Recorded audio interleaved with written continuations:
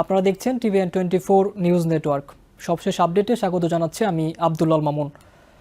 ইরানের ড্রোন হামলা মোকাবিলায় সৌদি আরবে আমেরিকার গুরুত্বপূর্ণ প্রিন্স সুলতান বিমান ঘাঁটিতে ইউক্রেনের কাউন্টার ড্রোন প্রযুক্তি মোতায়েন করেছে পেন্টাগন।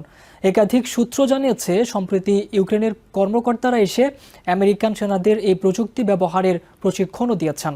এই খবর শুধু সামরিক সহযোগিতার ঘটনা নয়, বরং আধুনিক যুদ্ধের নতুন বাস্তবতার প্রতিচ্ছবি। বিশ্বের সবচেয়ে শক্তিশালী সামরিক বাহিনী এখন কম খরচের ড্রোন হুমকি ঠেকাতে ইউক্রেনের যুদ্ধক্ষেত্রে পরীক্ষিত প্রযুক্তির উপর নির্ভর করছে।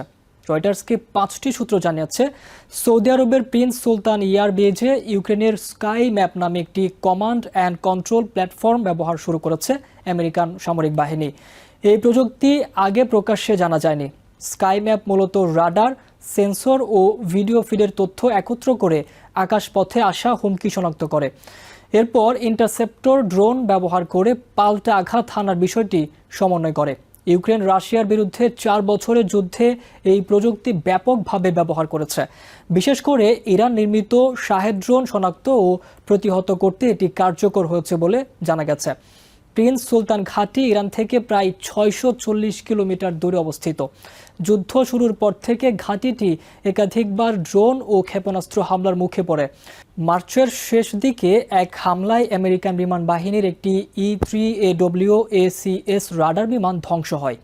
অন্য এক হামলায় একাধিক KC-135 জ্বালানি ট্যাঙ্কার ক্ষতিগ্রস্ত হয়। এছাড়া থার্ড ক্ষেপণাস্ত্র প্রতিরক্ষা ব্যবস্থাকে সহায়তাকারী একটি রাডার আক্রান্ত হয়েছে বলে জানা গেছে। এই উন্নয়ন এমন সময়ে সামনে এলো যখন গত মাসে প্রেসিডেন্ট ডোনাল্ড ট্রাম্প প্রকাশ্যে ইউক্রেনের সহায়তার প্রস্তাব প্রত্যাখ্যান করেছিলেন। ইউক্রেনের president Volodymyr Zelensky Iran drone মোকাবিলায় সাহায্যের প্রস্তাব দিলে ট্রাম্প বলেছিলেন, ড্রোন প্রতিরক্ষায় তাদের সহায়তা আমাদের প্রয়োজন নেই। তবে বাস্তবে এখন সেই ইউক্রেনের প্রযুক্তি আমেরিকান ঘাঁটিতে ব্যবহার হচ্ছে। এ ঘটনায় বিশ্লেষকরা বলছেন, ড্রোন যুদ্ধে ইউক্রেনের বাস্তব অভিজ্ঞতা এখন বিশ্বজুড়ে মূল্যবান হয়ে উঠেছে। ঘাঁটিটিতে স্কাই ম্যাপ ছাড়াও আরও কয়েকটি প্রতিরক্ষা ব্যবস্থা ব্যবহার করা হচ্ছে।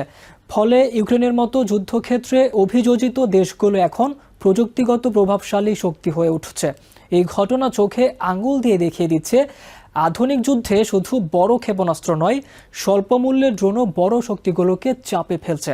আমেরিকার মতো সামরিক শক্তিও এখন ইউক্রেনের যুদ্ধক্ষেত্রে পরীক্ষিত প্রযুক্তির উপর নির্ভর করতে বাধ্য হচ্ছে। মধ্যপ্রাচ্যে উত্তেজনা বাড়লে এ ধরনের প্রযুক্তিগত সহযোগিতা আরও বাড়তে পারে। নিউ ইয়র্ক থেকে সম্প্রচারিত TVN24 টেলিভিশন বিশ্বজুড়ে বাঙালির কণ্ঠস্বর।